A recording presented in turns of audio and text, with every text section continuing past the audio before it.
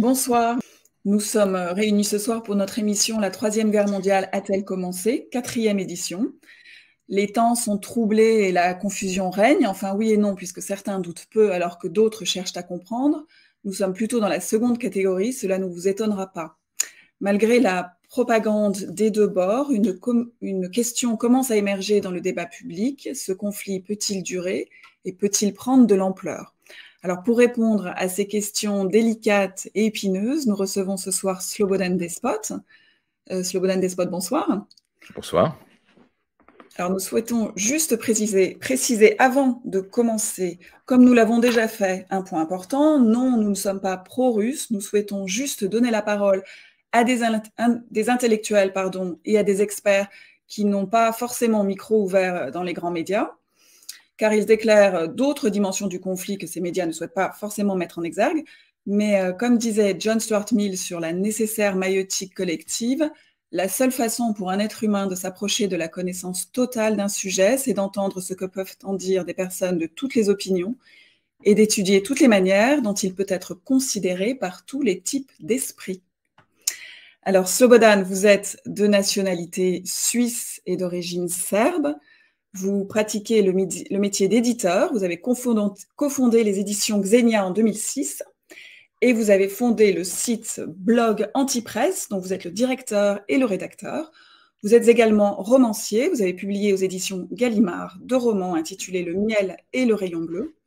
Alors, tout d'abord, vous allez nous parler un petit peu d'Antipresse. Le titre parle un peu de lui-même. Peut-être pouvez-vous nous dire quelques mots sur la démarche que vous avez eue en créant ce site. Alors, oui, merci. Je vais immédiatement vous rentrer dedans. On dirait que vous avez mis un avertissement fumé-tu au début de votre émission, mais vous l'avez tempéré, évidemment, puisque vous avez cité John Stuart Mill. C'est vrai qu'on est dans une triste époque où le fait de connaître un sujet, de connaître par exemple une région, un pays, une langue, une situation géopolitique ou géostratégique, vous fait ranger dans les partisans de l'objet que vous connaissez. Parce que vous pouvez faire des nuances sur un sujet et vous pouvez vous expliquer aux gens, attendez, c'est pas comme ça que l'autre pense, on vous accuse d'être un porte-parole de l'autre. Donc, c'est un bon préambule pour notre discussion, puisque tout ce qui se passe aujourd'hui n'est qu'un très très gros malentendu. Et puis d'autre part, oui, concernant l'antipresse, c'est pas un blog. On ne trouvera pas de blog sur notre site et c'est même pas un site. Le site Antipresse est là pour accueillir les abonnés ou les nouveaux abonnés, les gens qui veulent s'abonner. Mais en fait, nous sommes une lettre magazine qui est adressée aux gens par courrier électronique depuis maintenant 384 semaines, c'est-à-dire depuis le mois de décembre 2015, et qui arrive par mail dans la boîte aux lettres de nos abonnés tous les dimanches matins, sans exception, sans vacances, sans aucune interruption depuis pratiquement 400 semaines.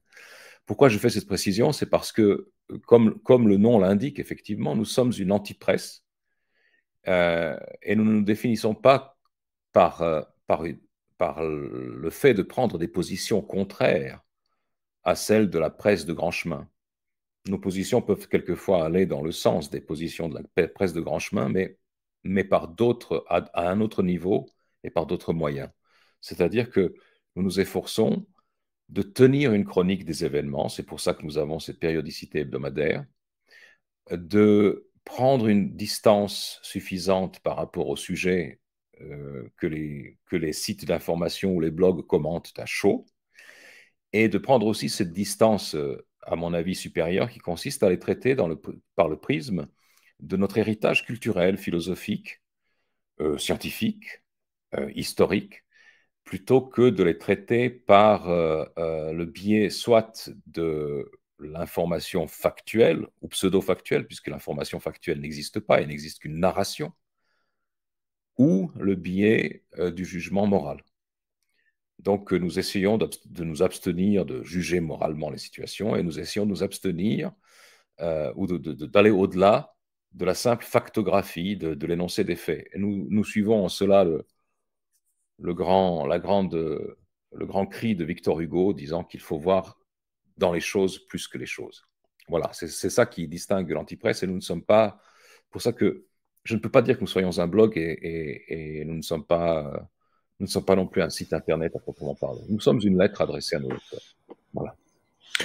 Dans ces temps de présent perpétuel que nous offre la presse, toujours à la chasse de la nouvelle actu, ça devient sulfureux de s'inscrire dans un temps aussi long.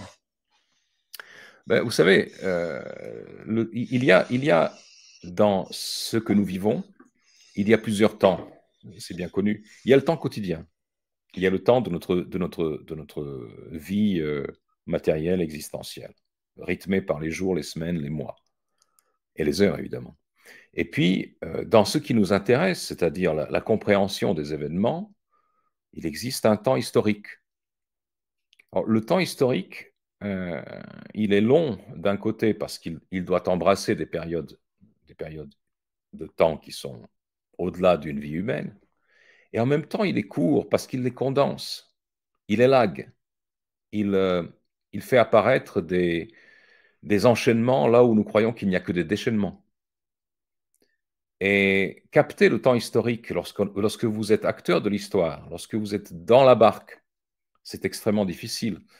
Et le seul moyen de le faire, c'est, à mon avis, de nous référer à l'expérience humaine telle qu'elle nous est transmise par la littérature, par l'histoire, par la philosophie, par les spiritualités, par le témoignage humain en général, et de nous rappeler à tout instant que tout ce que nous vivons, par-delà les artifices technologiques et les situations nouvelles, quelqu'un l'a déjà vécu avant nous. Et le fait de le savoir et de trouver ce quelqu'un et de lui demander comment il a traversé cette tempête, ça nous aide à les traverser à notre tour. Alors, Slobodan, vous êtes suisse comme 2 de nos précédents invités. Cela peut-être apporte un éclairage un peu plus neutre du conflit que nous allons traiter ce soir. Alors, nous souhaitons que peut-être vous nous donniez aussi un angle, si je puis dire, serbe sur ce conflit. Alors peut-être que ça, on abordera ça un petit peu plus tard dans la conversation. On parlera des guerres yougoslaves des années 90 également. Donc, quelle est, pour commencer, votre lecture au sens large du conflit russo-ukrainien, qui dure donc depuis maintenant plus d'1 an, et de ses causes? Alors, dans le sens le plus large, et ça va tout de suite établir le parallèle avec cette guerre que j'ai bien connue, dont j'ai été témoin direct, qui était la guerre de Yougoslavie des années 90. Le théâtre des opérations de la guerre actuelle, c'est un pays qui s'appelle l'Ukraine, Ukraine. C'est le même nom que la Kraïna.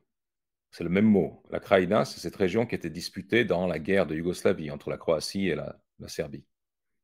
Et ces deux pays, enfin un grand pays et une petite province qui portent la même appellation, portent le nom de confins. Les Kraïnas, ce sont les confins ou les marches des empires. Et l'Ukraine, comme la Kraïna dans l'ex-Yougoslavie, dans la Croatie actuelle, entre la Croatie et la Bosnie-Herzégovine actuelle, ce sont deux régions, ce sont deux zones de friction. Deux zones de friction entre les empires, entre l'Empire romain d'Occident et l'Empire romain d'Orient, et entre les empires chrétiens et l'Empire ottoman. Ce sont des régions dont l'histoire, la géographie, les jalons, les possessions, les titres de possession sont extrêmement confus, extrêmement volatiles et difficiles à établir. Le meilleur exemple en étant la question de savoir à qui appartient vraiment la Crimée, par exemple, ou la ville d'Odessa, fondée par Catherine la Grande et le prince Potemkin, et revendiquée aujourd'hui par l'Ukraine au nom d'une histoire ukrainienne reconstruite. Donc, ce sont des régions où les hallucinations se confondent avec les réalités. Enfin, c'est le cas un peu partout. Et ce sont des régions qui, pour diverses raisons stratégiques, économiques, géopolitiques, sont extrêmement convoitées, extrêmement disputées. Donc la grande perspective que nous pouvons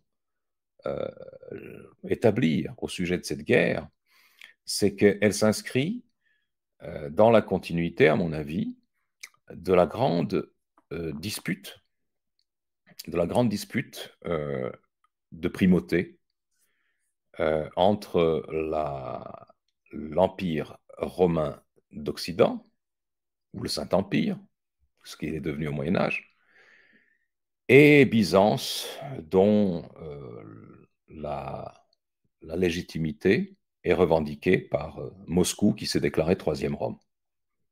C'est peut-être un petit peu archaïque et un peu transhistorique ce que je dis là, mais je suis fermement convaincu que les malentendus, la volonté de ne pas se comprendre entre l'Occident et la Russie, prennent racine dans le schisme entre l'Orient et l'Occident de l'Empire romain. On ne doute pas de l'érudition de nos spectateurs, mais peut-être assez simplement, je vous inviterai à développer un petit peu, si vous le permettez. Mais vous savez,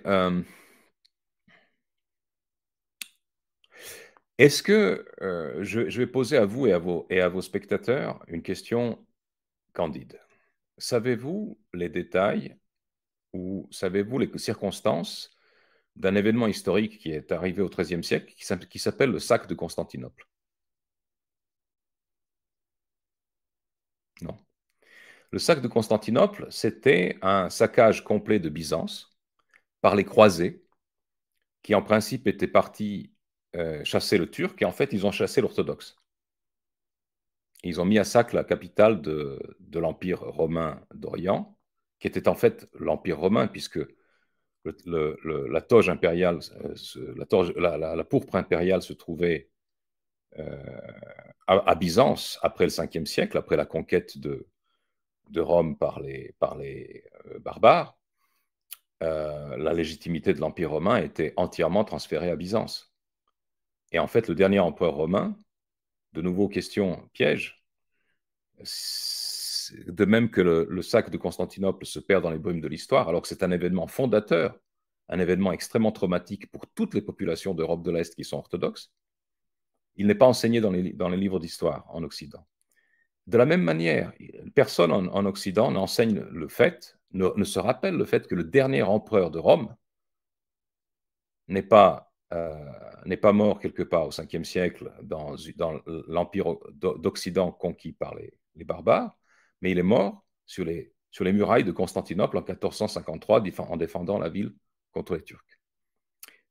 L'histoire telle qu'elle est perçue dans l'Europe de l'Ouest et telle qu'elle est perçue dans l'Europe orthodoxe, en particulier en Russie, ce sont deux histoires complètement différentes. Et le malheur de l'Occident, je suis occidental. Je suis serbe d'origine, mais j'ai fait toutes mes écoles en Suisse, dans des bonnes écoles catholiques. Je suis orthodoxe, mais j'ai fait mes écoles dans les bons lycées catholiques. J'ai fait beaucoup de philosophie, j'ai fait beaucoup d'histoire, de philologie.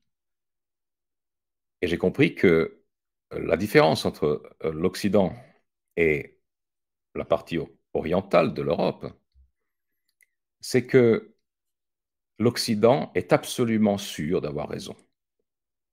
L'Occident ne peut absolument pas mettre en question la certitude qu'il a d'être le centre, le phare et le livre de loi de toute civilisation digne de ce nom. Par conséquent, tout ce qui s'oppose à la domination de l'Occident sur le reste du monde, que ce reste du monde se trouve juste à l'ouest, à l'est de Vienne, ou qu'il se trouve en Afrique ou en Amérique du Sud, toute opposition à la domination occidentale sur le reste du monde revêt un caractère à tout le moins moral, c'est-à-dire antimoral, et je dirais presque théologique et métaphysique. S'opposer à la volonté de l'Occident, aux yeux des Occidentaux, c'est s'opposer à l'ordre de Dieu et à l'ordre du monde. C'est pas moi qui le dis. C'est pas moi qui le dis. C'est un constat qui a été fait par un grand juriste et historien du droit français qui vient de mourir malheureusement, qui s'appelle Pierre Legendre, et dont les écrits explorent justement ces tâches aveugles de la conscience occidentale. On parle par exemple du droit d'élection dans le protestantisme et de la destinée manifeste pour les Américains. On peut effectivement vous suivre, en tout cas philosophiquement, sur ce point. Pour la majorité des gens, en fait, on voit peut-être dans l'Europe de l'Est un conflit de proxy entre l'impérialisme américain auquel est soumis l'Europe de l'Ouest et un Orient éventuel. Est-ce que vous pourriez développer les analogies? Comme on est sur un plan des idées, on peut s'amuser un peu. Oui, d'abord, vous avez raison de relever qu'il y a la structure des deux parties au conflit n'est pas symétrique. D'un côté, vous avez la Russie. La Russie en tant que communauté de peuples, enfin en tant qu'empire, et on peut même dire en tant que civilisation, parce que sur beaucoup de paramètres définissant une civilisation ou une grande communauté de peuples, la Russie se détache aussi bien du monde européen, ouest européen, que du monde asiatique. Elle est un pivot entre l'Europe et l'Asie, elle est l'Eurasie. Alors savoir si elle penche plutôt du côté de l'Europe ou plutôt du côté de l'Asie, c'est le vieux débat interne au monde russe, aux élites russes, qui n'a jamais été tranché. Je pense que la Russie appartient sans aucun doute au monde, au bassin chrétien, au monde européen, mais que son extension jusqu'au Pacifique et à la Chine et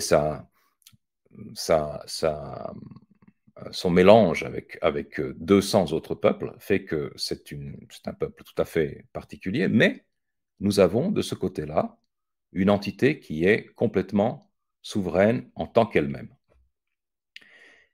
Elle est opposée, elle fait face, dans ce conflit ukrainien, à une double guerre de proxy. Les Ukrainiens, évidemment, c'est aujourd'hui évident pour toute personne de bonne foi. Les Ukrainiens ne sont pas les protagonistes de leur propre guerre, ils sont les exécutants de leur propre guerre. Ils ne sont pas les donneurs d'ordre. S'ils étaient souverains dans la prise de décision concernant cette guerre, ils ne se seraient pas levés de la table des négociations il y a un an, ayant compris qu'ils allaient perdre cette guerre. Ils n'auraient pas quitté la table des négociations au moment où un émissaire anglo-saxon, en l'occurrence M. Johnson, est venu dire au président Zelensky, il n'est pas question de négocier. Donc à partir de là, on était clair qu'ils n'étaient pas souverains. Ce sont des proxies. Mais ils sont appuyés dans le dos par d'autres proxies, d'autres Gourkas, si vous voulez. Et ce sont les Européens, l'Union européenne. Les premiers en ordre de marche après l'effondrement de l'armée ukrainienne, ce sont les Polonais. Après, on verra. Je pense qu'il n'y a pas d'autre armée en Europe que l'armée, dans l'Union européenne, je veux dire. Il n'y a pas d'autre armée que l'armée polonaise qui soit à la fois prête et suffisamment nombreuse pour essayer d'affronter la Russie. Mais il y a donc un deuxième proxy dans le dos du premier, qui est la Pologne, et par osmose, l'Union européenne. Et puis derrière tout ça, vous avez un donneur d'ordre qui est en train de précipiter le continent entier, c'est-à-dire la partie du continent européen qui est sous ses ordres, donc les États-Unis avec son bloc satellite qui est l'OTAN, est en train de précipiter tout le continent dans la ruine et la destruction et la faillite, pour essayer de différer autant que faire se peut sa propre faillite. Donc on n'a pas une structure symétrique. Vous avez d'un côté un pays, un empire, qui est cohérent dans sa structure de pouvoir, dans ses buts, et qui défend ce qu'il estime être ses intérêts stratégiques légitimes. Et de l'autre côté, vous avez des gens qui défendent les intérêts stratégiques de quelqu'un d'autre, au prix de leur vie. Ce qui est extrêmement, extrêmement déstabilisant et extrêmement difficile aussi à formuler dans une matrice de compréhension claire. Alors, nous sommes remontés assez loin dans l'histoire et en même temps, et directement, nous sommes allés aussi dans le très récent. Comme la plupart ne parviennent pas vraiment même à remonter, je dirais, à l'URSS et encore moins à l'Empire tsariste, on peut peut-être faire vous pouvez peut-être nous résumer, peut-être brièvement, ce qui s'est passé les dernières décennies ou juste le siècle dernier entre l'Ukraine et la écoutez, Russie. c'est extrêmement difficile de résumer autant de siècles Oui, en c'est aussi ça. peu de temps. Mais vous savez très bien que même sans passer par l'épisode soviétique, encore que c'est un extrêmement gros morceau et très important, ben vous avez eu déjà un avant-goût du conflit actuel avec la guerre de Crimée. C'est une banalité et je dirais, un lieu commun de l'analyse géopolitique que de considérer que la Russie a absolument besoin d'accéder aux mers chaudes et que donc elle pousse ses pions, ses conquêtes vers les mers chaudes parce qu'elle veut être une puissance maritime ayant un débouché sur les mers chaudes. Et donc, on considère aussi qu'il est de l'intérêt stratégique légitime des puissances occidentales qui sont des puissances maritimes des thalassocraties comme la Grande-Bretagne ou comme l'a été la France, de contenir cette ambition de la Russie. Mais aujourd'hui, donc nous avons eu la guerre de Crimée. Nous avons eu la guerre de Crimée qui a quand même fait, me semble-t-il, aux alentours d'1 million de morts au XIXe siècle, avec les puissances occidentales liguées contre la Russie. Dont l'enjeu était le contrôle de la mer Noire, comme aujourd'hui. Aujourd'hui, le but claironné, et c'est tout à fait fascinant, je fais des sauts dans les époques, mais c'est pour éclairer le passé par le présent et vice-versa. Aujourd'hui, et quand je dis aujourd'hui, c'est ce jour même, le 12 avril, ou hier, le 11, le président ukrainien, Zelensky, affirmait que seule la reprise de la Crimée par l'Ukraine pouvait être un préalable à la reprise de discussions de paix. Donc, pour que l'Ukraine accepte de négocier avec la Russie, il faut qu'elle ait repris la Crimée, qui s'est détachée de l'Ukraine en 2014 avec un référendum. On peut évidemment, l'Occident conteste toutes les décisions, qu'elles soient démocratiques ou non, qui ne vont pas dans le sens de ses intérêts.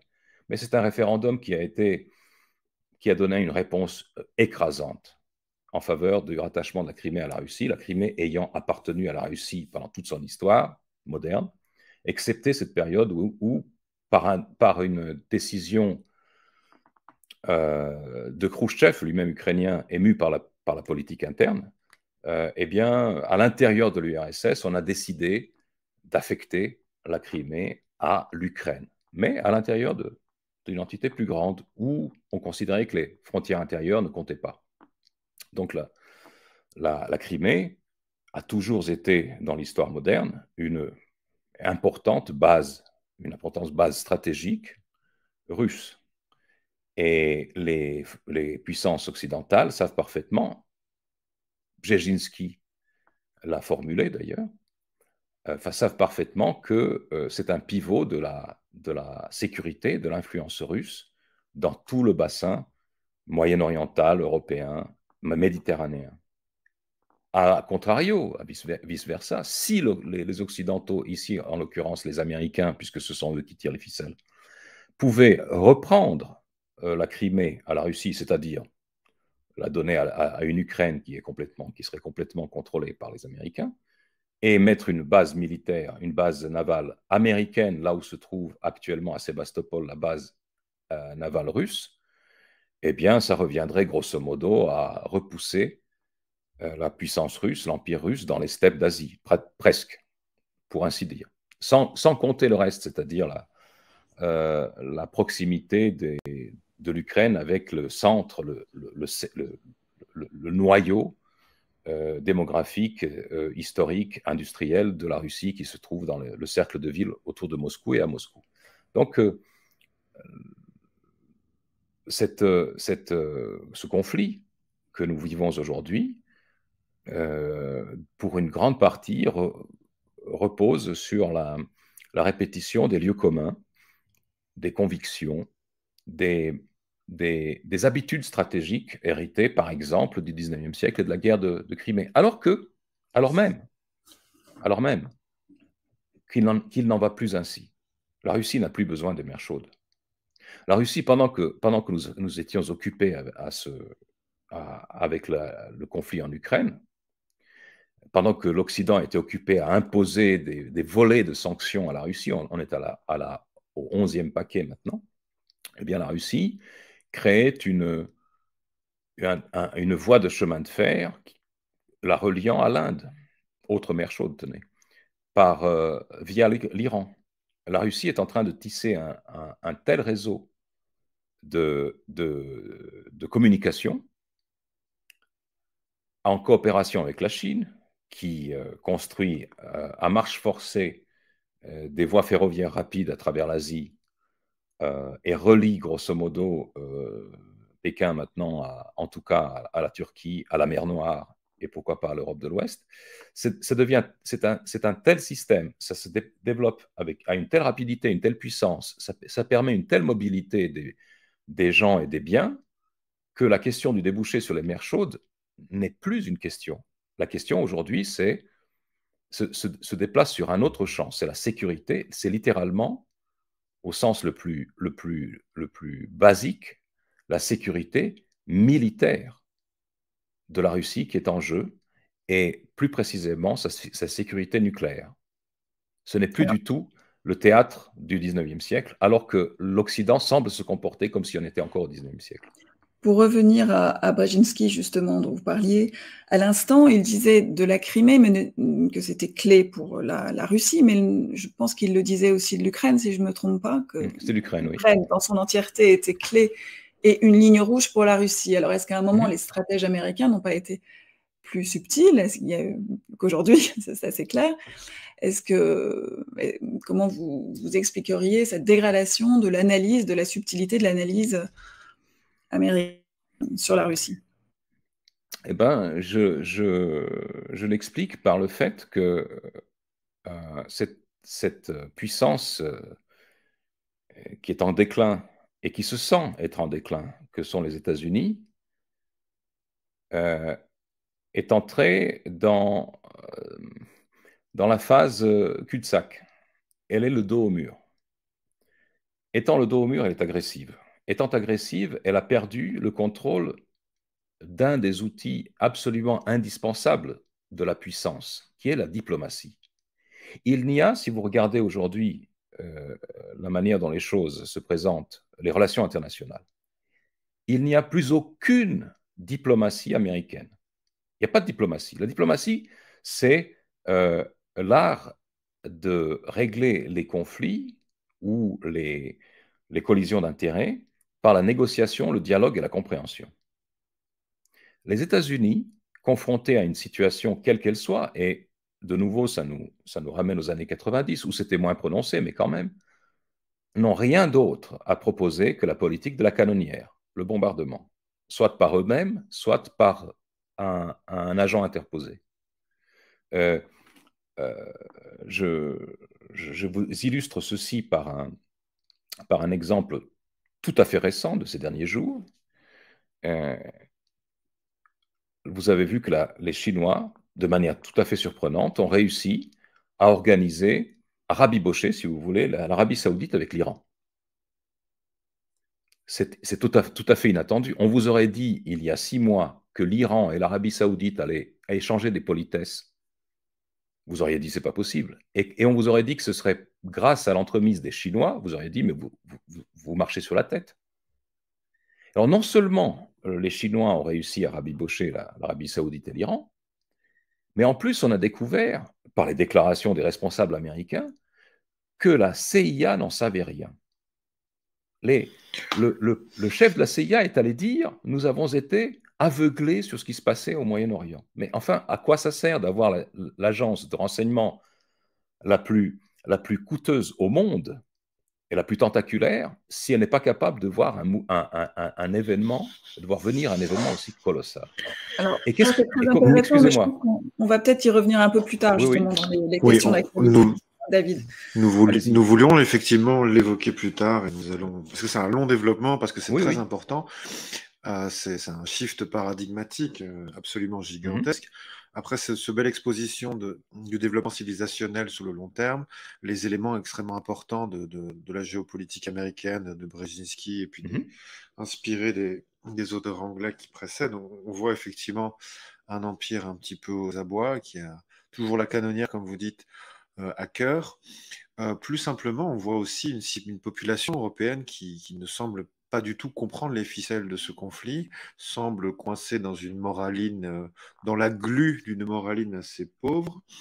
Peut-être pour aider nos concitoyens à en sortir, pourriez-vous peut-être développer un petit peu la perception du conflit, peut-être en Europe de l'Est, éventuellement en Serbie, pour les gens qui ont probablement une vision historique ou ont vécu les guerres de Yougoslavie, il y a une meilleure conscience de la problématique de ce conflit. Alors, l'Europe de l'Est, aujourd'hui, c'est difficile à mettre sous un même chapeau, parce qu'en Europe de l'Est, vous avez les Polonais, qui sont le fer de lance, n'est-ce pas, de l'OTAN aujourd'hui. Vous avez des nations un peu déboussolées comme les Baltes ou comme les Tchécoslovaques, les Slovaques et les Tchèques. Et vous avez la Hongrie qui s'est rangée de manière très très claire en marge du consensus occidental et a passé alliance avec la Russie. Et puis vous avez tout ce qu'on appelle aujourd'hui, un peu honteusement, les Balkans occidentaux, c'est-à-dire l'ex-Yougoslavie, où les positions ne sont pas aussi claires qu'elles auraient pu sembler au départ. C'est-à-dire que vous voyez par exemple que les Croates, qui sont en principe plutôt anti-russes et qui de toute façon vont prendre le contre-pied de tout ce que pensent les Serbes, s'avèrent ces derniers temps extrêmement prudents, pour ne pas dire sceptiques, quant à la poursuite des sanctions et de la guerre contre la Russie. En Serbie, il va de soi que la compréhension de ces faits est assez claire, parce que le scénario qui se déroule maintenant en Ukraine, dans la grande Krajina, est une répétition à plus grande échelle de ce qui a été fait dans les années 90 en Yougoslavie. À cette époque-là, j'étais traducteur et éditeur de Alexandre Zinoviev, le grand penseur russe, qui était encore en Occident, qui n'était pas encore rentré en Russie. Et Zinoviev avait très bien vu, c'était un homme extrêmement perspicace, extrêmement intelligent, il avait très bien vu et il avait écrit, à l'époque où les Russes eux-mêmes ne comprenaient pas ce qui se passe, à l'époque où les Russes pensaient que l'Occident, qui faisait mine d'aider la reconstruction de la Russie avec ses conseillers financiers, économiques détachés auprès de Boris Yeltsin, la Russie pensait que l'Occident voulait vraiment aider à la reconstruction de la Russie. En fait, l'Occident, et aujourd'hui c'est tout à fait connu, n'a fait que piller la Russie. Le pillage a été mené à une échelle qu'on n'a jamais vue. Le PIB de la Russie est tombé entre 89 et 99 de 40%, amenant le pays dans la banqueroute, avec de tels problèmes démographiques, des problèmes de famine, des problèmes de dénatalité, que ça se voit, ce trou des années 90 se voit comme une marque dans la courbe démographique de la Russie, au même titre qu'une grande guerre. Donc, à l'époque, les Russes ne comprenaient pas très bien ce qui arrivait.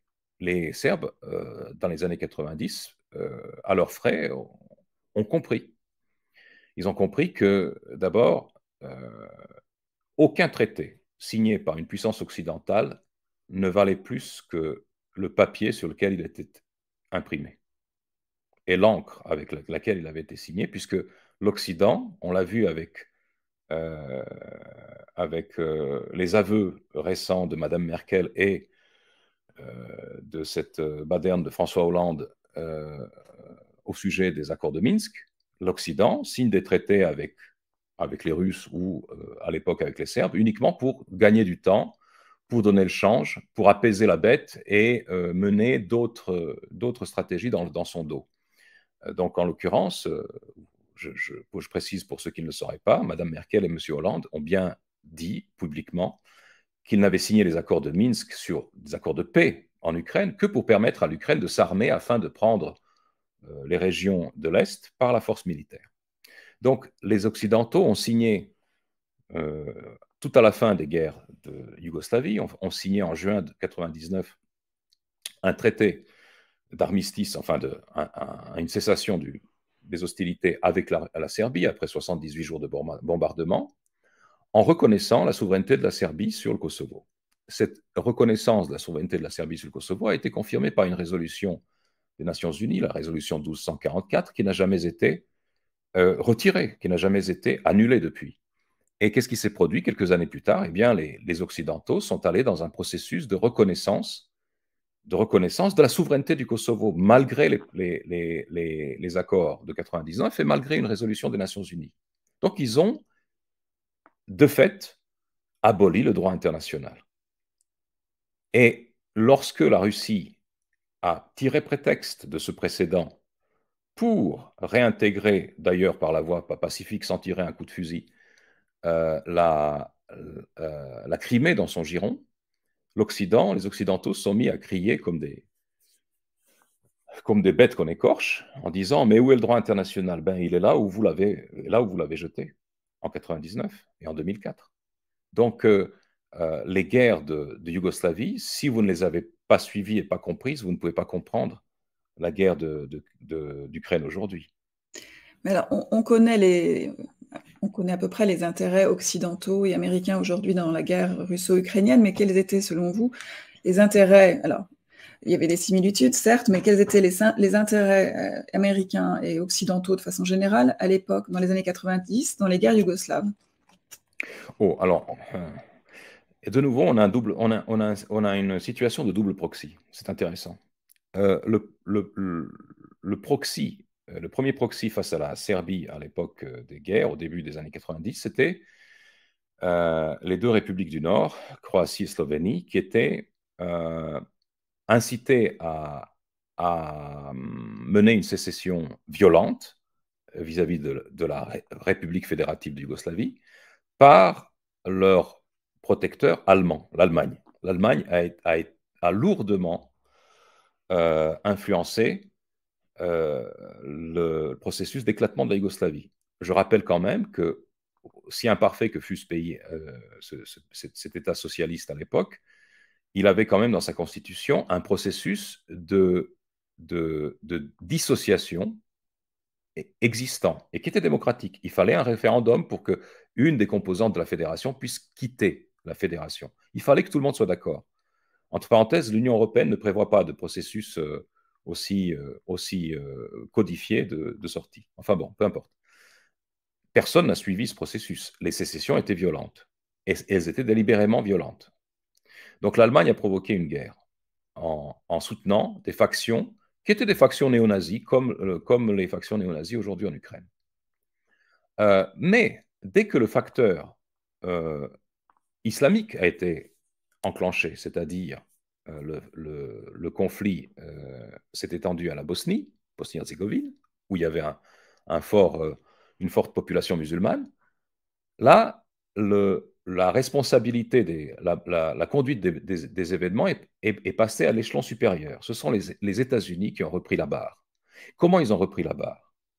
Au printemps 92, lorsque les trois communautés de la Bosnie-Herzégovine se sont mises d'accord pour une séparation à l'amiable, pour qu'il n'y ait pas la guerre civile qu'il y avait en Bosnie. En Bosnie-Herzégovine, il y avait des Serbes, des Croates et des musulmans. Ils se sont mis à l'amiable sous les auspices de la diplomatie européenne. C'était un diplomate portugais qui avait réussi à négocier ce traité.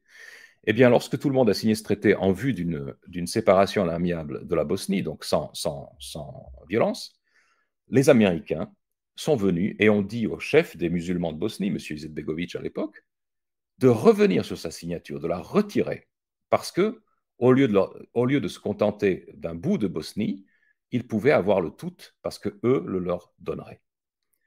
Donc, en favorisant l'élément, ce que je dis, c'est pas moi qui le dis, c'est raconté tel quel dans les mémoires de l'ambassadeur des États-Unis en Yougoslavie à l'époque, qui s'appelle Warren Zimmerman.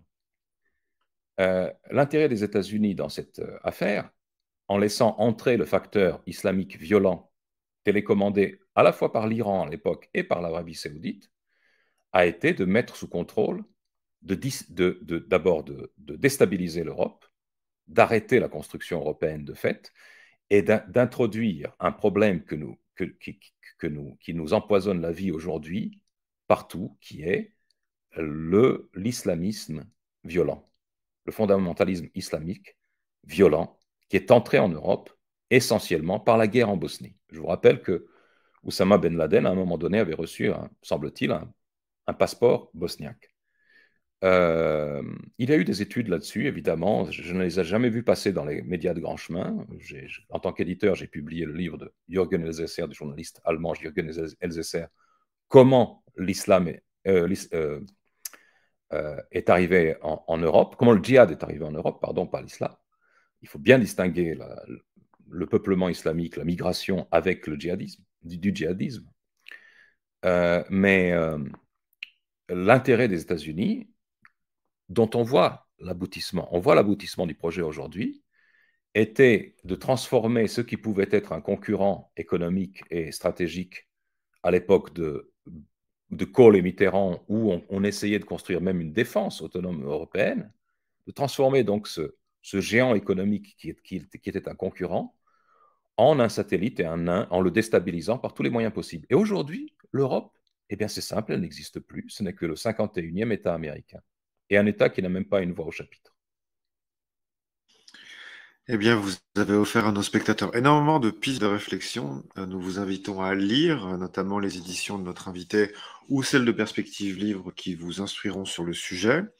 Une question plus personnelle avant de passer à l'actualité, vous qui avez fait une partie de votre œuvre publique à combattre l'impérialisme, aviez-vous vu venir une telle mitraille dans le pied de la part de l'Occident? Et pensez-vous que la Troisième Guerre mondiale a commencé? C'est quand même le sujet qui nous réunit, hein, de la question de savoir si la Troisième Guerre mondiale a commencé. Alors, il y a des gens beaucoup plus compétents que moi, des historiens militaires ou des historiens tout court, que vous avez interrogés et qui répondront mieux. Mais malheureusement, oui, j'ai vu venir. Malheureusement, oui, j'ai vu venir. J'ai laissé une trace de ça lorsque le bombardement de la Serbie a commencé en 1999 et qu'on m'a demandé de commenter ça à la radio suisse le 25 mars 1999. Je me suis dit, qu'est-ce que je peux dire en 2 phrases et qui ne soient pas coupées. Donc, j'ai estimé que j'avais 30 secondes avant d'être interrompu par les journalistes. Et en 30 secondes, j'ai dit ce que je pensais de ce qui se passe. Et je vais vous répéter ce que j'ai dit, parce que je l'ai évidemment retenu dans la mesure où on retient le jour et l'heure où une puissance aveugle, hostile et démesurément violente se met à détruire votre pays d'origine. J'ai dit ceci. Quand on m'a dit comment vous vous sentez, vous qui êtes originaire de Yougoslavie, maintenant que les États-Unis ont lancé l'OTAN a lancé ses missiles de croisière et ses avions contre la Serbie. Le rapport militaire en force militaire brute était de 800 contre 1 à l'époque, hein, je vous signale. J'ai dit ceci, qu'à partir de ce jour, à partir du jour où les Occidentaux ont attaqué ce pays qui ne leur avait absolument rien fait directement, ils ont pris la responsabilité de tout ce qui se produira dans cette région à partir de maintenant. Et quant à moi, je prie pour le salut de tous les civils et de tous les soldats qui tomberont par leur faute, et je les envie, ces morts, de ne plus avoir à regarder les sales tronches des dirigeants occidentaux qui sont des monstres. J'ai dit ça en 1999. Je n'ai pas changé d'avis. Quelques années plus tard, l'équipe ne s'est pas améliorée depuis l'époque Clinton. Hein. Ça ne s'est pas amélioré du tout. Mais quelques années plus tard, alors que j'étais dans un restaurant en Suisse, un homme s'est levé de sa table, un Suisse, quelconque, quelqu'un que je ne connaissais pas. Et il s'est approché de moi et il a dit « Monsieur, je crois que je vous ai reconnu à votre voix. Est-ce que vous n'étiez pas le Serbe le Serbe, qui était invité à la radio suisse en mars 99, quand la guerre a commencé contre la Serbie. Je dis oui. Je me suis levé. Cet homme était extrêmement ému. Il m'a pris dans ses bras. Cet inconnu suisse, les Suisses sont retenus. Et il s'est mis à pleurer. Et il m'a dit merci. Il est allé se rasseoir. Voilà. Nous vivons sous l'emprise de gens qui n'ont absolument aucune moralité humaine, qui n'ont aucun frein et qui n'ont aucune pitié ni des autres ni de vous qui êtes sous leur pouvoir. Alors oui, je pense que quand vous parlez de ces gens-là, vous parlez d'une certaine catégorie du département d'État, peut-être je parle de l'ensemble des dirigeants occidentaux qui sont aux ordres de ce que vous appelez le département d'État. Et qui aujourd'hui mènent une guerre. Alors oui, la Troisième Guerre mondiale a commencé, bien sûr qu'elle a commencé, mais elle n'est pas horizontale. Les 2 premières guerres mondiales étaient des guerres avec des fronts, avec des nations qui faisaient bloc les unes contre les autres. Première guerre mondiale, France-Allemagne. Allemagne plus Autriche contre Italie, Serbie, Russie. France, Grande-Bretagne. Deuxième guerre mondiale, on le sait, à peu près les mêmes, à peu près. Avec évidemment l'appellation mondiale due au fait que les puissances coloniales ont étendu le conflit à leurs colonies, en puisant dans leurs colonies la chair à canon ou les ressources. C'est en cela que la guerre était mondiale. Sinon, c'était un règlement de compte européen qui ne concernait absolument pas Madagascar ou l'Argentine. Donc, mais la Troisième Guerre mondiale a commencé cette fois-ci non pas sur des confrontations uniquement de blocs, c'est-à-dire horizontaux, qu'on peut représenter sur une carte en 2 dimensions, une carte de guerre, mais c'est une confrontation verticale entre des couches. C'est ce que Zinoviev avait vu avant tout le monde. Nous avons une société, une supra-société, une élite dirigeante qui est en train de mener une guerre pour sa propre survie, pour sa domination absolue, au travers notamment d'une autre forme de colonisation qui s'appelle l'endocolonisation. C'est-à-dire que, ne pouvant plus exploiter les colonies tropicales, on a déplacé la mentalité et les procédés de la colonisation, notamment la fausse justice, sur le plan interne, en l'appliquant à ses propres populations. Et les Français sont en train de l'expérimenter sur leur peau aujourd'hui. Alors, on va bientôt passer aux questions d'actualité. J'ai juste une petite question peut-être, mais à laquelle il va falloir répondre assez rapidement. Donc déjà, tout à l'heure, vous parliez du djihad et de la Bosnie. Je crois que le Kosovo aussi était très, très important dans la concentration, enfin les passages aussi d'armes, etc. Enfin, on n'a pas tellement le temps d'en parler, mais je souhaitais juste le Kosovo. Et rapidement aussi sur la Russie des années 90, parce qu'on a beaucoup parlé du règne des oligarques, de ce grand désordre. En quoi, quand vous évoquiez tout à l'heure le rôle de l'Occident dans ce vaste bordel, entre guillemets, confusion qu'il y a eu en Russie dans les années 90. Vous pouvez me répondre rapidement je vous l'ai dit tout à l'heure, l'Occident a vu, mais je comprends, je ne juge pas, de nouveau, je ne porte pas de jugement particulier moral. Les puissances font tout ce qu'elles peuvent pour maintenir et étendre leur pouvoir. Donc, les États-Unis, comme le général Gallois d'ailleurs en France l'avait très très bien expliqué à l'époque où ça se passait, dans les années 90, les États-Unis ont vu une extraordinaire opportunité dans l'effondrement de l'URSS des années 80. Ils ont vu l'opportunité de briser la puissance russe de manière définitive, espérait-il, et d'avoir un accès direct au plus grand trésor, à la plus grande réserve de matières premières, de ressources énergétiques au monde, puisque c'est la Russie. La Russie a aujourd'hui les plus grandes réserves de matières premières au monde, que ce soit des carburants, les hydrocarbures, que ce soit des métaux précieux, que ce soit... La Russie est même redevenue le premier exportateur mondial de céréales, etc. Bon. À l'époque, ils ont tout simplement roulé les Russes dans la farine. Ils ont roulé dans la farine Gorbatchev en promettant, et c'est pas du tout une invention des Russes, nous avons des documents qui en attestent, en promettant à Gorbatchev qu'en échange du retrait des Russes d'Allemagne de l'Est, des armées russes d'Allemagne de l'Est, des armées soviétiques, eh bien, on promettait que l'OTAN n'allait pas s'étendre vers l'Est. Vous avez vu ce qu'il en est. Donc, on les a roulés dans la farine. On les a roulés dans la farine avec des pseudo-réformes économiques qui ont amené le peuple russe au bord de la famine, tout en faisant baisser le prix des matières premières sur les marchés internationaux, en rendant les matières premières pratiquement gratuites pour eux. Donc, on ne peut pas dire que le rôle de l'Occident, c'est-à-dire de l'Empire américain vis-à-vis de la Russie dans les années 90, soit vraiment quelque chose de louable. Je ne dis pas que les Occidentaux, d'une manière générale, soient hostiles à la Russie. Il y avait des pays qui essayaient de maintenir de bonnes relations, notamment, je pense, les pays d'Europe, et en particulier l'Allemagne. L'Allemagne a été sévèrement châtiée pour avoir essayé de maintenir de bonnes relations avec la Russie. Très sévèrement châtiée, d'ailleurs, son économie, il n'en restera pas une miette. C'était quand même la première économie d'Europe. Il n'en restera rien. Vous nous invitez à vous réinviter, puisque vous ouvrez énormément de portes qui nous imposent effectivement plus de discours, mais la thématique s'imposant, ce sera pour une prochaine fois. Je tiens à saluer tous les atlantistes. Je vous invite à vous exprimer dans les commentaires.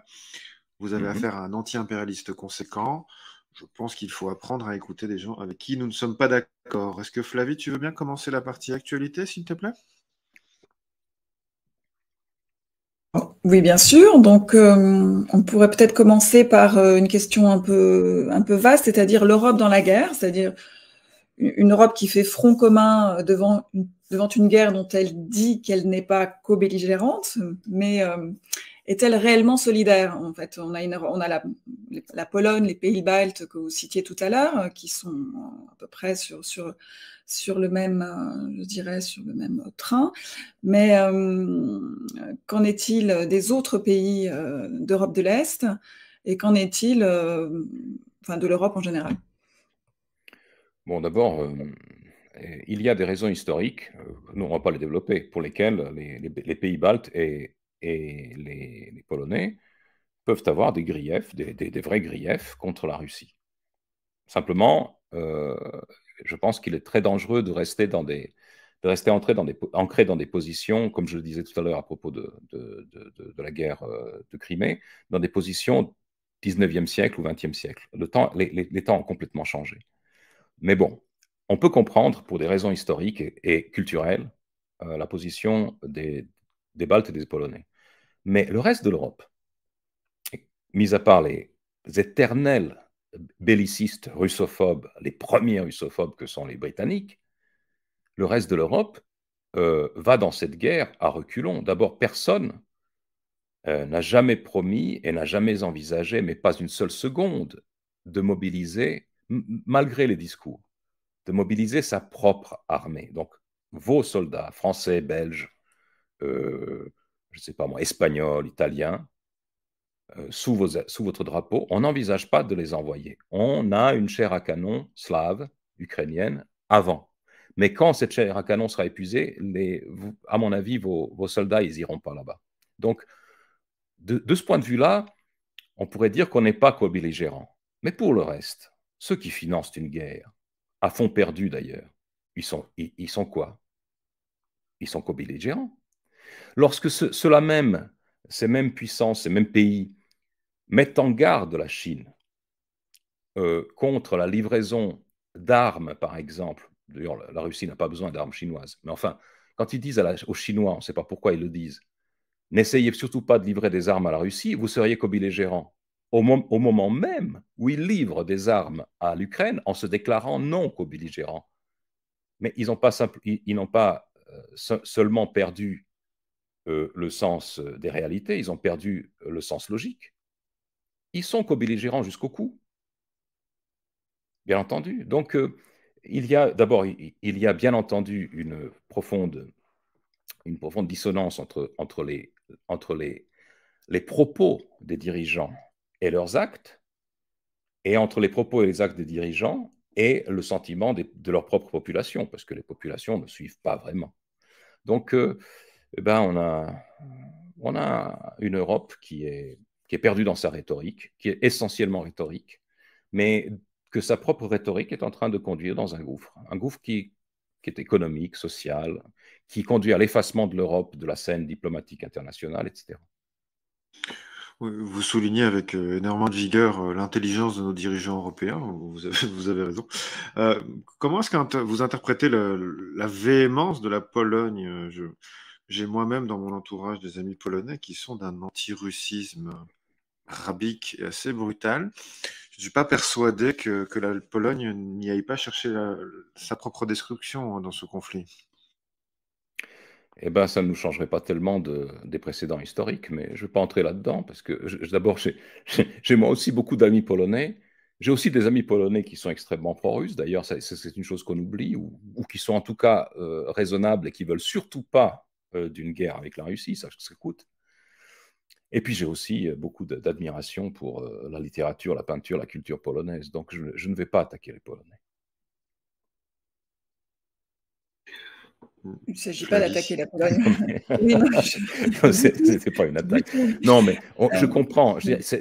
Là, c'est typiquement, c'est comme les Serbes et les Croates, c'est comme les Catalans et les Castillans. Il faut aller dans ce sont des archétypes qui s'expriment. C'est archétypal.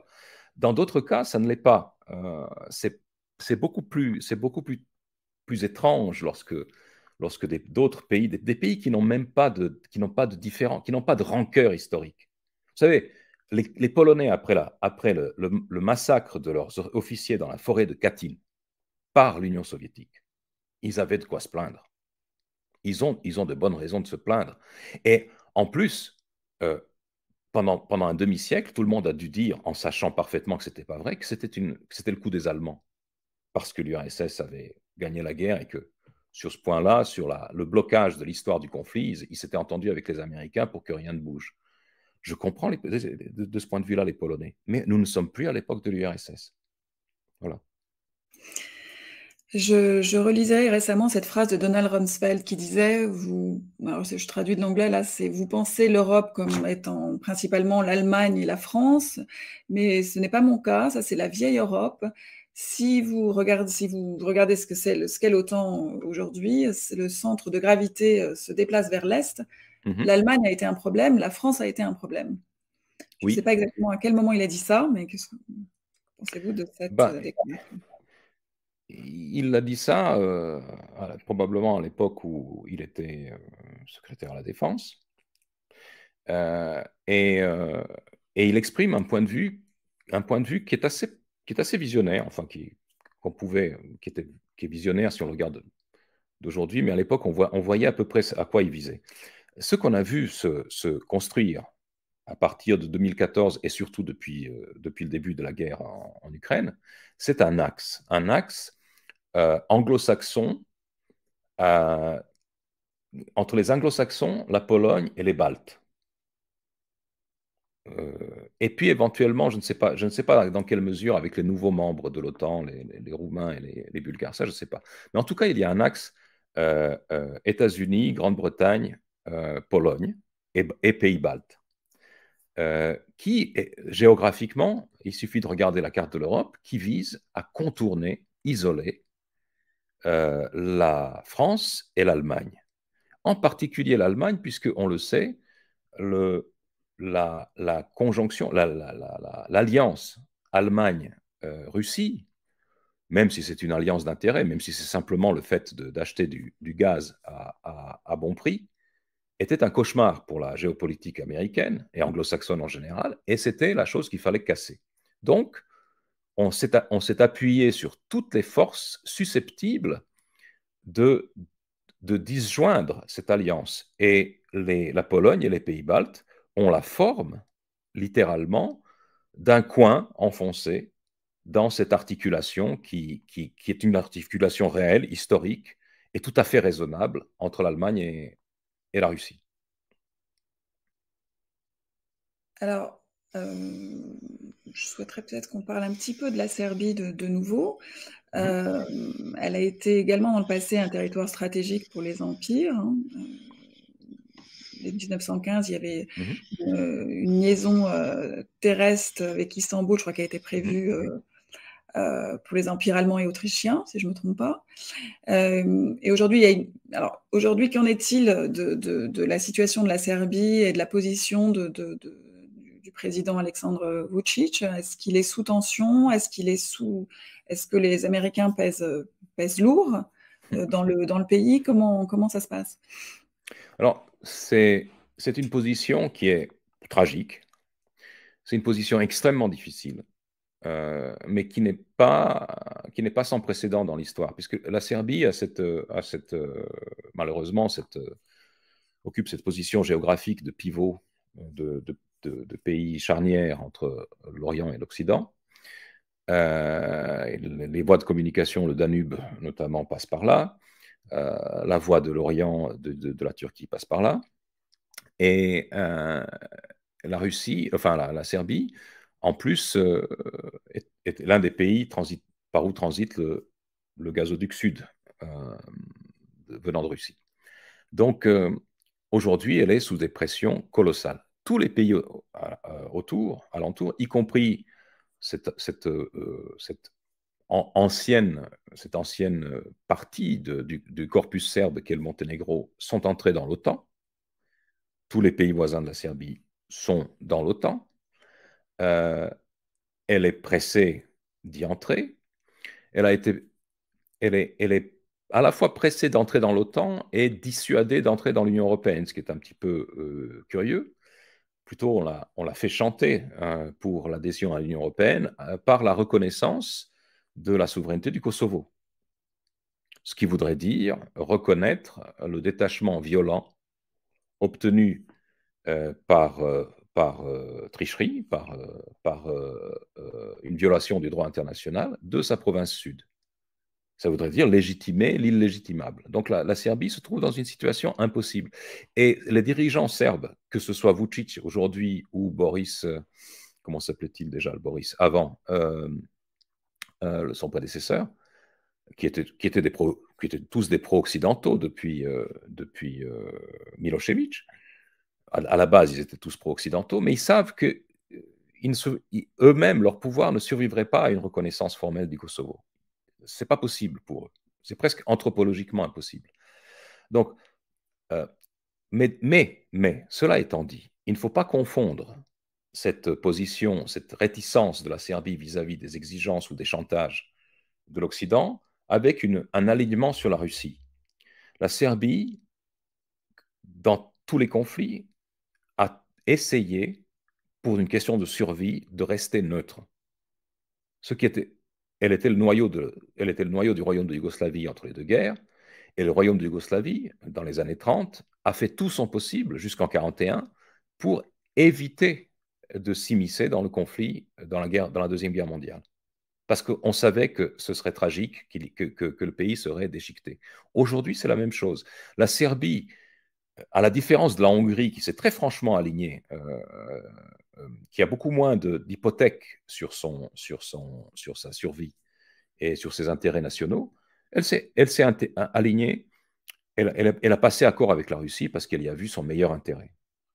La Serbie ne peut pas raisonner sur un plan simplement bidimensionnel. Elle doit raisonner dans plusieurs plans, raison pour laquelle, par exemple, aujourd'hui, elle essaye quand même de maintenir des liens courtois et commercialement viables avec l'Occident, notamment en envisageant, je crois que c'est assez sérieux, d'acheter des avions Rafale à la France. Ce qui, évidemment, est un petit peu contradictoire avec l'alliance de fait qu'elle a avec la Russie ou la Chine. Donc la position de la Serbie est très, très, très difficile. Avant des sujets beaucoup plus sérieux et après des sujets d'une immense gravité, je vous invite à une petite pause de relaxation en parlant de quelque chose d'un petit peu humoristique. Macron en Chine. Qu'avez-vous pensé de la rencontre de Macron, Xi Jinping et de von der Leyen? Alors, J'ai quelque peu tempéré mes sarcasmes en cours de route. Parce que ce qui m'est apparu, c'est que cette visite c'était une visite de Pied-Niclé, enfin, pardon, de Dupont et Dupont. Ou plus exactement, c'était une visite de diplomates soviétiques. Vous savez, on envoyait les diplomates ou les représentants culturels soviétiques dans le monde extérieur, dans le monde libre, comme on disait à l'époque, en tandem. Pourquoi? Parce que comme ça, l'un surveillait l'autre.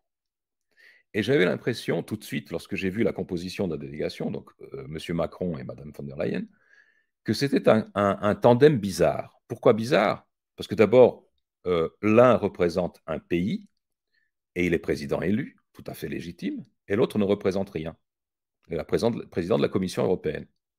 Au nom de qui est-ce qu'elle négocie s'il y a un chef d'État souverain, déjà enfin souverain, théoriquement souverain, qui se rend à Pékin? J'avais l'impression que Madame von der Leyen, qui est un élément extrêmement actif des structures supranationales en Europe et qui s'est déjà illustré en détruisant complètement l'armée allemande. Maintenant qu'elle est candidate à la présidence de l'OTAN, on a de bons espoirs que l'OTAN soit complètement désarmée à la fin de son mandat. Donc, Mme von der Leyen me semblait être le commissaire politique chargé de surveiller Macron. Et puis, je me marrais un peu. Et puis après, quand il est rentré de Chine, eh ben, ça s'est avéré. C'est-à-dire que dès qu'il a pu ouvrir la bouche, il a grosso modo dit ce que les Chinois avaient envie d'entendre. Donc, les eurocrates avaient raison de se méfier. Mais ça n'a servi à rien. C'est un immense dossier, donc c'est dommage de Oui. devoir faire bref sur cette question. On pourrait faire un feuilleton, là. Mais malheureusement, on a évoqué énormément de sujets et vous Oui. êtes extrêmement riche, donc c'est très intéressant. Peut-être un propos peut-être un peu court avant de passer aux questions du public, parce qu'elles sont nombreuses et nous ne sommes là que pour le public et par le public. On voit quand même que la dédollarisation, le rapprochement des BRICS, vous l'évoquiez au début, Israël, Iran, Arabie Saoudite sous la diplomatie chinoise, on voit un changement de paradigme colossal. Peut-être pourriez-vous nous dresser les grandes lignes de ce changement du monde? Alors, vous savez, de nouveau, on parlait tout à l'heure du temps quotidien et du temps historique. Si vous placez ce que nous sommes en train de vivre depuis une année dans la perspective du temps historique qui comprime les événements, vous voyez, et nous allons être témoins, là je suis très détendu sur mon pronostic, nous allons être témoins de l'effondrement fulgurant du bloc occidental. Mais fulgurant. C'est-à-dire qu'entre mars 2022 et mars 2023, il s'est produit des choses que nul ne pouvait anticiper. En mars 2022, vous aviez un ministre français, je ne le nommerai même pas parce que la galerie des ânes est déjà assez garnie, qui annonçait qu'il allait mettre à genoux l'économie russe par des sanctions. L'économie russe, elle se porte mieux que jamais. L'économie du pays qui a mis les sanctions se porte pas très bien. Et de l'ensemble des pays qui ont mis les sanctions. Ce que les Occidentaux n'ont pas vu venir. Et pourquoi ils ne l'ont pas vu venir? Parce qu'ils sont narcissiques, parce qu'ils ne voient qu'eux-mêmes et ne cherchent à voir dans le reste du monde que des reflets de leur propre splendeur. Et ils n'ont pas d'empathie, ils n'ont pas la capacité d'écouter ce que le reste, le monde extérieur a à leur dire et de voir ce qu'il leur montre.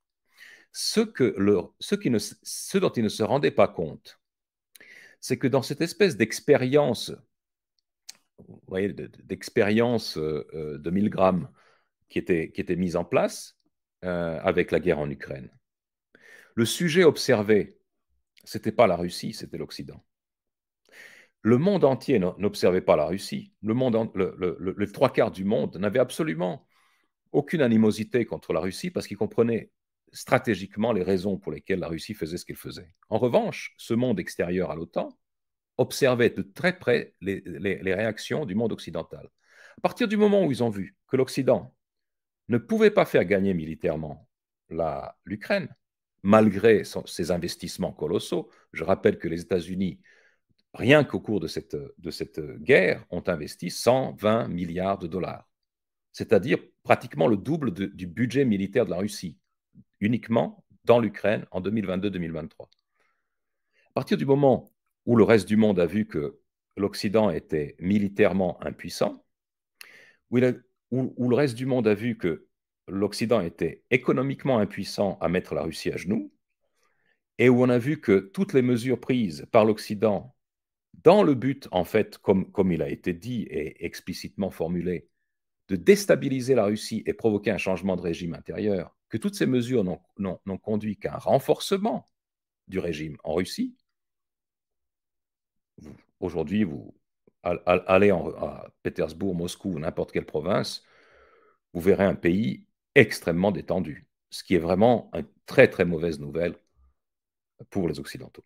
Donc, à partir du moment où le monde a vu ça, à partir du moment, et là je reprends un argument très important qu'a développé Emmanuel Todd, à partir du moment où le monde a vu que la Russie, très explicitement, et même jusque dans sa constitution, prenait le contre-pied de l'évolution sociétale absolument abracadabrante de l'Occident avec ses obsessions de la théorie du genre, et où la Russie défendait un modèle anthropologique normal et seul possible de développement humain qui est fondé sur une famille avec papa, maman et enfants, ce monde qui va de l'Arabie saoudite à la Chine en passant par l'Amérique du Sud, sans oublier les décolonisés, les malheureux décolonisés africains, ce monde s'est rangé aux côtés de la Russie. Or, sans les ressources de ce monde, sans la ressource essentielle du pétrodollar qui permet de répartir l'immense surendettement américain sur le reste du monde occidental s'écroule. Et il est en train de s'écrouler sous nos yeux. David, je pense que nous devons passer bientôt aux questions parce qu'il y en a énormément et qu'il est déjà 10h moins 10.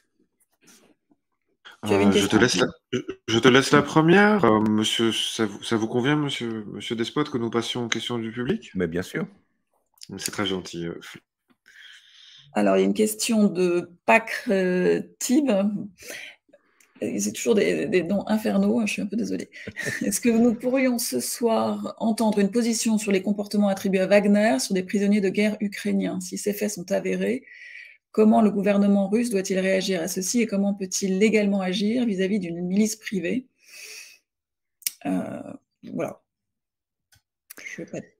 Alors, cette question fait allusion à très directement, parce que je vois de quoi il s'agit, je viens de voir apparaître ça sur Twitter hier soir, à une vidéo qui est diffusée, je n'ai pas eu le temps de l'analyser, ce n'est pas mon travail non plus, qui est diffusée où on voit une décapitation attribuée à un soldat russe contre un soldat ukrainien, mais qui se passe à un moment qui n'est pas celui-ci, c'est-à-dire ça se passe dans un endroit feuillu, au printemps tardif ou en été. Actuellement, il n'y a pas de feuilles en Ukraine. Donc, c'est une vidéo qui a été gardée au chaud, qui ressort à un moment X, Y, Z, avec une finalité. Il se peut fort bien que ce soit une décapitation d'un soldat ukrainien par un soldat russe. Je pense personnellement que si c'est le cas, si en plus on établit l'identité de celui qui le fait, eh bien, le gouvernement russe doit tout simplement appliquer la loi martiale, dans toute sa rigueur et punir cet homme. Cependant, c'est tout à fait extraordinaire que personne en Occident, dans aucune émission de radio, n'a posé la question de savoir ce que le gouvernement de l'Azerbaïdjan devait faire avec les soldats qui se vantaient de décapiter des civils arméniens durant la guerre de l'Artsakh. Il y a des dizaines de vidéos de ça. Personne ne s'est demandé pourquoi on continuait de soutenir, sans aucune allusion à ces événements, le gouvernement de Kiev, dont des soldats se rendaient coupables d'exécutions sommaires, en masse d'ailleurs, en série, de prisonniers de guerre russes. On a vu ça tout au long de ce conflit, toutes ces vidéos sont disponibles. personne n'a été poursuivi, personne n'a été, comment dire, exclu de l'armée. Ces gens continuent de faire ce qu'ils font et s'en vantent. Et ce qui est extraordinaire, c'est que personne en Europe n'a dit à aucun moment à Kiev, maîtrisez vos nazis, expurgez les criminels de guerre. Ça me permet aussi de soulever un autre point. Il y a des centaines et des milliers de prisonniers de guerre ukrainiens chez les Russes. Les Ukrainiens n'ont pas de prisonniers de guerre à échanger. Qu'est-ce que sont devenus les Russes capturés par les Ukrainiens si il est vrai, comme l'affirment les Ukrainiens, qu'ils ont tué et capturé, donc il y a trois blessés pour un mort dans une guerre. S'ils ont capturé autant de prisonniers russes, qu'est-ce qu'ils sont devenus?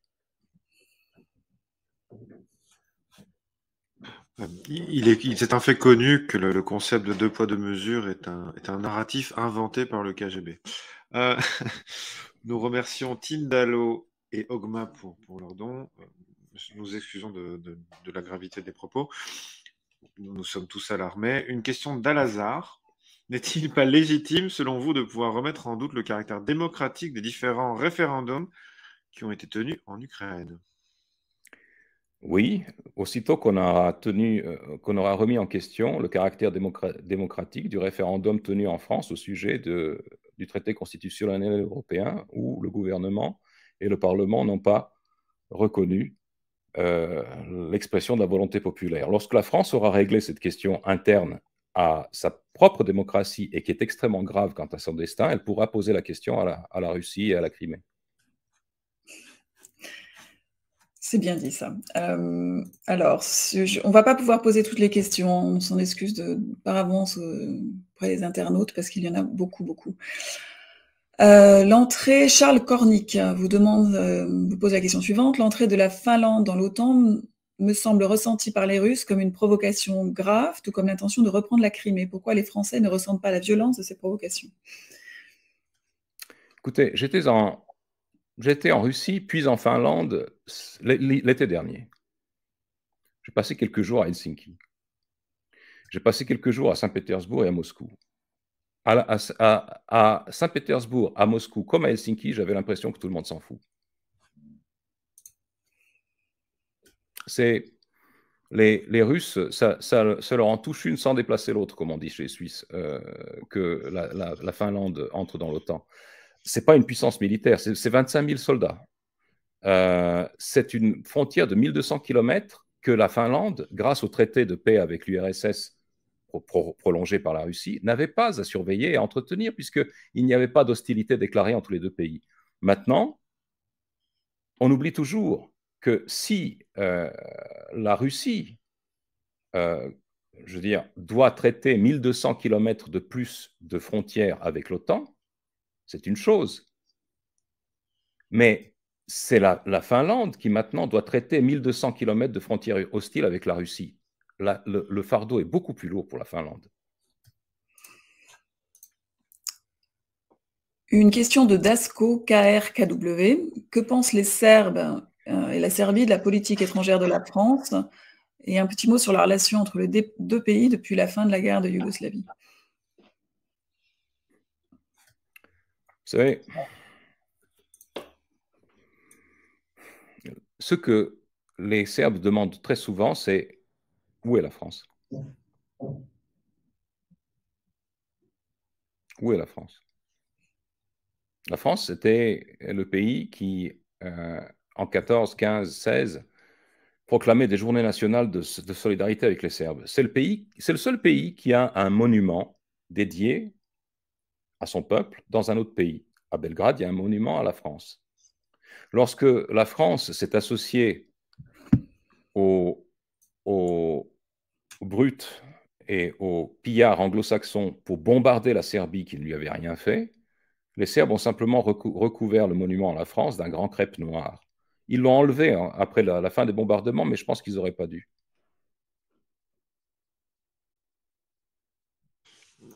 David? Ça mérite d'être particulièrement clair, oui, bien sûr.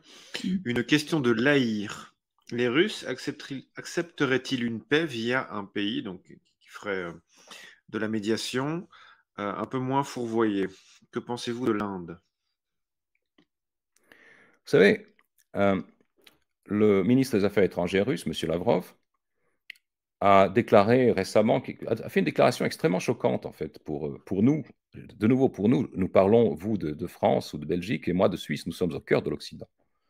Et je ne me revendique pas d'une autre appartenance culturelle. Mais il a fait une déclaration très, très, très, très choquante pour nous. Il a dit, nous n'avons pas d'intérêt à investir dans nos relations diplomatiques avec les pays d'Europe. En revanche, la diplomatie russe investit beaucoup, énormément, dans ses relations avec l'Inde, mais ce sont des relations traditionnellement très, très bonnes. Lorsque moi-même, j'ai fait un séjour en Inde il y a une douzaine d'années, quand les gens du peuple, parce que j'ai vraiment voyagé dans la population, dans la masse du peuple indien, lorsque les gens du peuple me demandaient mais d'où je viens, et que je disais Suisse, ne savent pas ce que c'est. Serbie, ne savent pas ce que c'est. Yougoslavie, ils savent ce que c'est parce que cofondateur du mouvement des non-alignés, Tito, Nehru, Sadat et tout ça, plutôt Nasser. Mais en revanche, si je me présentais comme russe, j'avais droit à un repas gratuit. Donc, chez les Indiens, il y a un immense respect pour la Russie. Chez les Russes, il y a un immense respect pour les Indiens. Et il y a aussi une chose que nous oublions, c'est que dans ces grands pays d'Asie, il y a une très, très profonde connaissance mutuelle au travers par exemple, d'instituts académiques qui étudient le sanskrit chez les Russes, la civilisation russe chez les Indiens, etc. Les diplomates de ces pays connaissent très bien leur sujet. Donc, s'il fallait avoir des médiations dans le conflit, puisque c'est la question, je pense que les seuls, effectivement, à pouvoir jouer les intermédiaires, ce sont des gens hors du monde occidental. D'ailleurs, ça a été la Turquie. La Turquie a très bien fait son boulot jusqu'à ce que M. Johnson dise aux Ukrainiens de se retirer de la table de négociation à l'époque, si vous en souvenez. Une question un peu plus légère, un peu plus franco-française, une question de Jean. Oui. Vous avez évoqué que la décentralisation suisse permettait un débat plus apaisé. Est-ce que le débat français doit son hystérie au jacobinisme? Je poserai la question plus en amont. À quoi le jacobinisme doit-il son hystérie? On s'excuse déjà auprès du public qui est probablement fait un infarctus. Nous sommes désolés.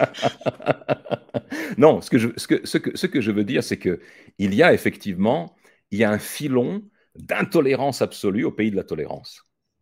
Et il y a un filon de rejet absolu du droit d'autrui à la parole et à la raison dans le pays des droits de l'homme. C'est un oxymore, la France, intellectuellement parlant. Il n'y a pas de pays plus intolérant que celui-là. Je ne sais pas pourquoi. C'est pour ça que je pose la question. Nous nous désolidarisons de ces propos. Ils ne tiennent qu'à vous, Monsieur Despote. Je les assume complètement.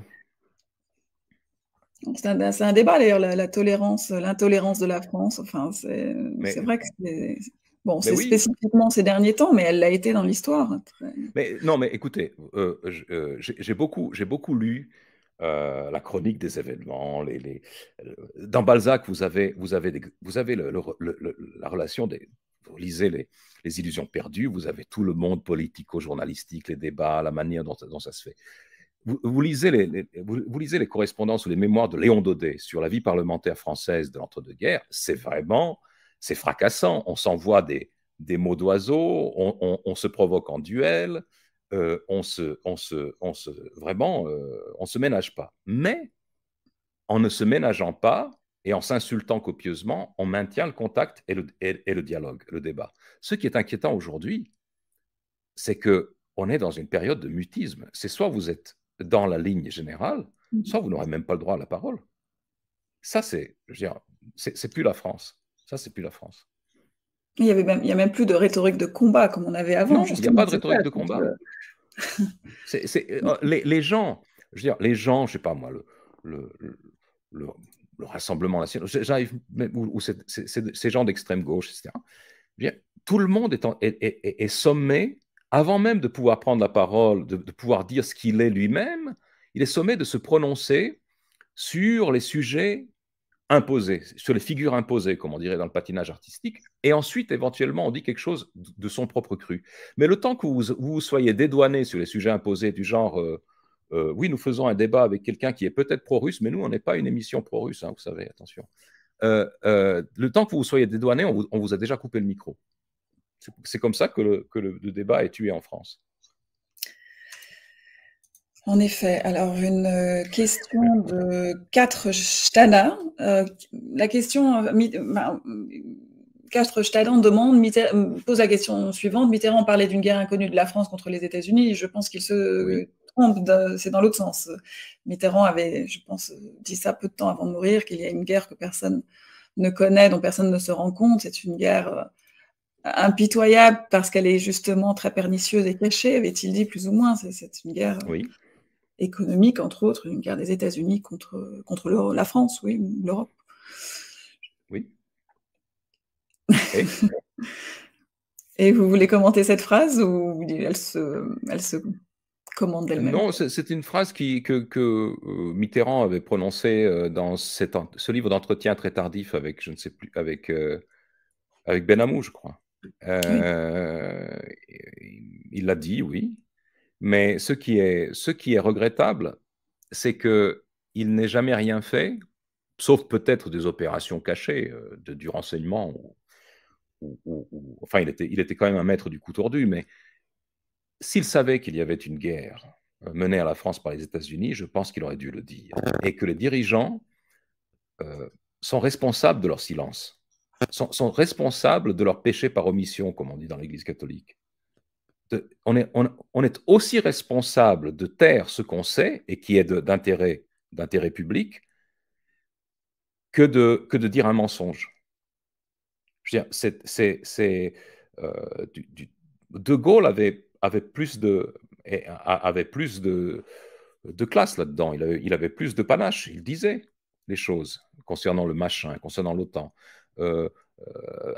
Maurice Allais avait très bien compris, l'économiste, l'aspect financier économique de cette guerre. Mitterrand avait très très bien compris ça aussi, j'en suis certain. Et j'ai connu des gens qui étaient dans son entourage qui le comprenaient très bien. Pourquoi il ne l'a pas dit? Pourquoi il l'a dit au soir de sa vie dans un livre d'entretien au lieu d'en faire un pan enfin noble et altier de sa politique? C'est vrai que c'était un peu troublant d'avoir entendu cette déclaration après 2 mandats. Voilà.